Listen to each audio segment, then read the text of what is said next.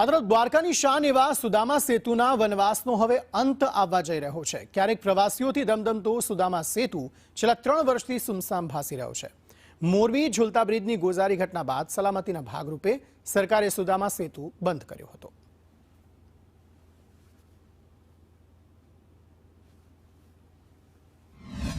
જૂનો જે બ્રિજ છે એને રિનોવેટ કરી સ્ટ્રેન્થનિંગ કરવાની કામગીરીનું વર્ક ઓર્ડર આપી દીધેલ છે,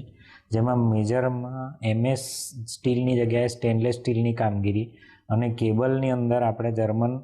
અને ફ્રેન્ચ ટેકનોલોજીનો ઉપયોગ કરીને કેબલિંગની કામગીરી કરીએ છીએ અને જે જૂની પાયલોન છે એને આપણે જેકેટિંગ કરી સ્ટ્રેન્થનિંગ કરી અને આખો નવેસરથી બ્રિજ રીસ્ટ્રેન્થનિંગ કરવાની કામગીરી હાથમાં ધરેલ છે,